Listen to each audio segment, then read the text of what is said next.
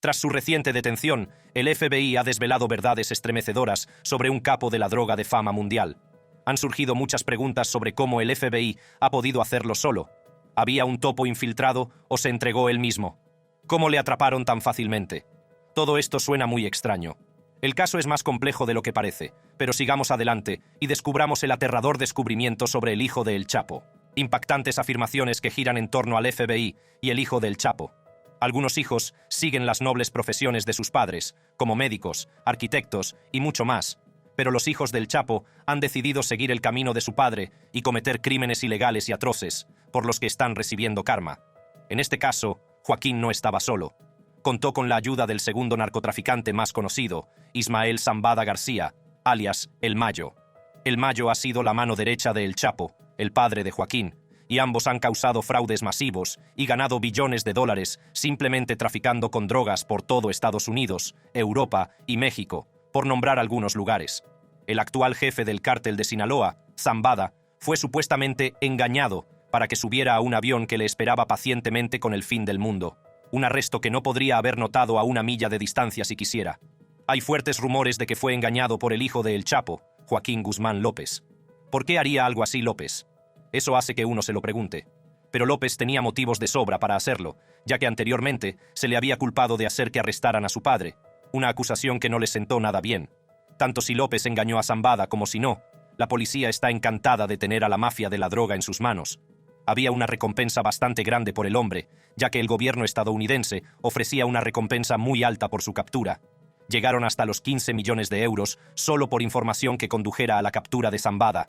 Cuanto más se lee sobre la historia de la detención, más suena a algo que, de hecho, estaba planeado desde el principio. Los dos hombres habían embarcado en un avión privado y se dirigían casualmente a hacer negocios. La suerte no estaba a su favor, ya que la detención había comenzado desde el primer momento en que subieron al avión. Los pilotos del avión eran agentes del FBI disfrazados que recibieron la orden de llevar el avión al destino deseado. Cuando el avión aterrizó en El Paso, Texas, El Mayo fue atraído a un avión privado por el hijo del Chapo para inspeccionar los aeródromos en busca de narcoavionetas. El FBI no fue el único responsable de llevar esto a cabo de forma tan impecable como lo hizo. Fue un esfuerzo conjunto entre Homeland Security Investigations y el FBI. En una declaración del fiscal general Merrick, mencionó la influencia mortal del fentanilo. Dijo: «El fentanilo es la amenaza de drogas más mortífera a la que nuestro país se ha enfrentado nunca, y el Departamento de Justicia no descansará hasta que todos y cada uno de los líderes, miembros y asociados de los cárteles responsables de envenenar a nuestras comunidades rindan cuentas». Sin embargo, esto no es tan sorprendente, ya que el cártel de Sinaloa es conocido por este tipo de cosas. Se dice que ha sido una de las organizaciones de narcotraficantes más violentas y poderosas del mundo. Zambada estuvo libre durante 76 años, incluso después de trabajar junto a uno de los narcotraficantes más mortíferos de la historia. ¿Cómo es posible que lo hayan capturado ahora? Los medios de comunicación de todo el mundo no pueden evitar centrarse en Joaquín como infiltrado para la captura. No hace mucho que Joaquín alcanzó el liderazgo del cártel.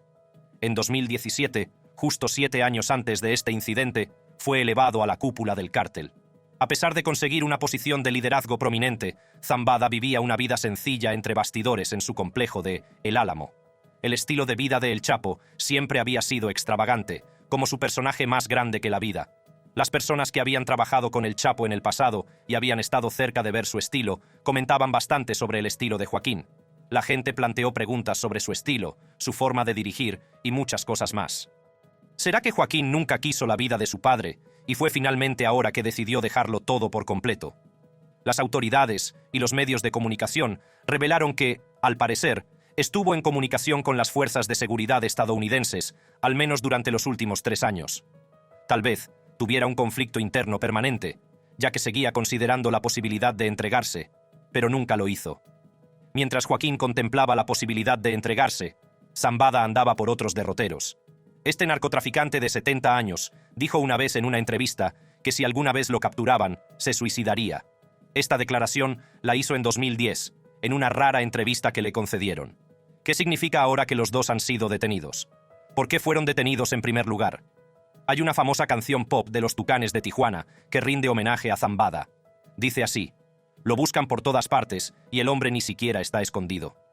El Mayo, con el paso de los años, llegó a ser conocido como el hombre del sombrero. Es un homenaje a sus formas implacables y sus métodos furtivos.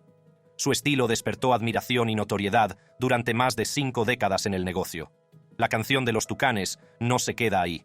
Considera a Zambada como un héroe en la canción y vuelve a poner el foco en su grandeza como líder, narcotraficante y capo de la mafia. La canción tiene 10 millones de visitas en YouTube y continúa. La ley lo quiere detener, los enemigos lo quieren matar, pero nadie lo ha logrado, se les aparece el diablo. Al igual que la triste historia de El Chapo, Zambada tampoco nació en la riqueza. Al principio era un traficante común y corriente, y ahí empezó su carrera. Poco después de entrar en la industria, ganó popularidad entre rivales y amigos por igual. Como traficante común, ascendió de rango y llegó a ser conocido como capo de capos, jefe de jefes.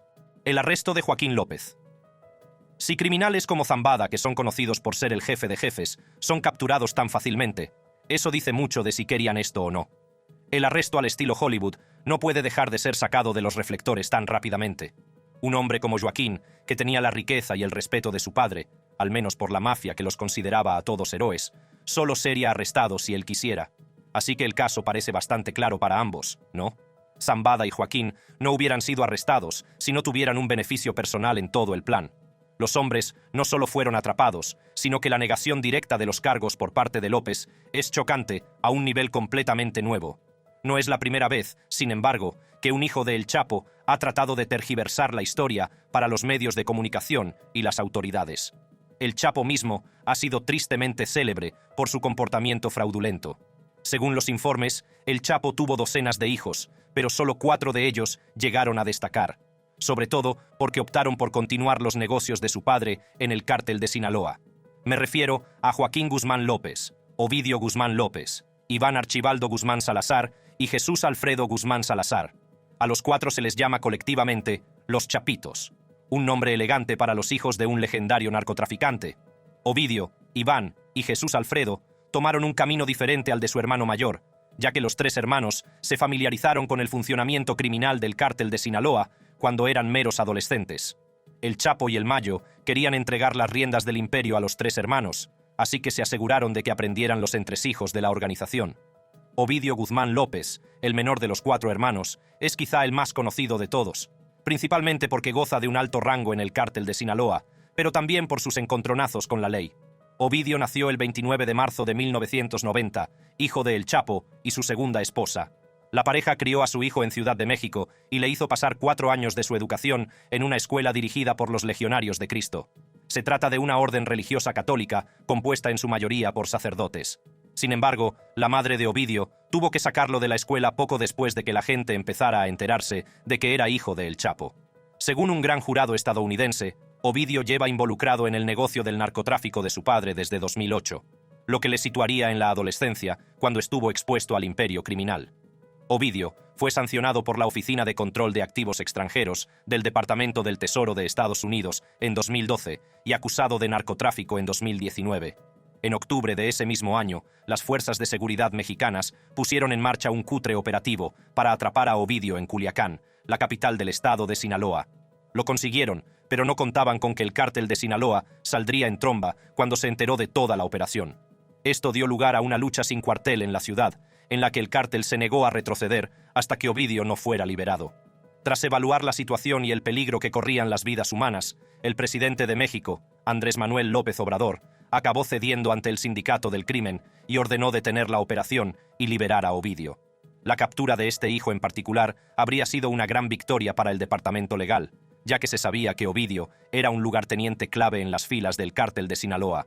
En 2023, las autoridades fueron tras Ovidio de nuevo en el distrito de Jesús María en Culiacán, esta vez haciendo un mejor trabajo para hacerse con el infame hijo.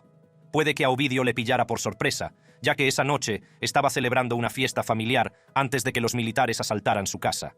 Se utilizaron un helicóptero y un convoy de vehículos fuertemente blindados para acercarse a Guzmán López, tras lo cual se produjo una pelea entre los militares y los guardias de Ovidio. Tras casi 10 horas de entrada, Ovidio fue capturado y trasladado a Ciudad de México, donde fue conducido a la oficina del fiscal general para el crimen organizado. A continuación se llamó a la Fuerza Aérea Mexicana para que trasladara a Guzmán en helicóptero al Centro Federal de Readaptación Social número 1, que funciona como prisión federal de seguridad en Almoloya de Juárez. Pero no fue solo Ovidio quien fue trasladado allí. Otros 17 presuntos miembros del cártel también fueron puestos bajo custodia con él. Más tarde, en una conferencia de prensa, el secretario de Relaciones Exteriores de México, Marcelo Ebrard, confirmó que EEUU había solicitado la extradición de Ovidio para que fuera juzgado en EU, pero esto no pudo ocurrir porque ya se enfrentaba a cargos penales en México. Cabe imaginar el cabreo del cártel de Sinaloa después de que las autoridades atraparan a su jefe. Las ciudades de Culiacán, Los Mochis y Guasave reportaron múltiples áreas llenas de disparos y caos como respuesta a la captura de Ovidio. Las autoridades de Sinaloa se vieron impotentes ante la avalancha de miembros de los cárteles, y lo único que pudieron hacer fue emitir una advertencia de viaje al más alto nivel e instar a la población a quedarse en casa. Ni siquiera el aeropuerto internacional de Culiacán se salvó, ya que 2 aviones importantes, uno de pasajeros y otro militar, fueron tiroteados. Los pandilleros llegaron a la pista y cerraron el aeropuerto. La vecina Sinora también informó de un aumento de la actividad de las bandas y de ataques a camiones. Se desató el infierno. Los robos se multiplicaron, los comercios y los bancos cerraron a cal y canto por miedo a ser asaltados, y los múltiples robos de coches hicieron que muchos huyeran de la ciudad de Culiacán. Todo fue una respuesta directa a la audaz decisión del gobierno mexicano de capturar a Ovidio. Alrededor de 10 soldados, 19 miembros de bandas y un agente de policía perdieron la vida en la lucha del bien contra el mal. El cártel utilizó una gran cantidad de armas pesadas, como rifles Barrett, armas largas y vehículos totalmente equipados. Algunos temían cuánta destrucción causaría el cártel antes de calmarse.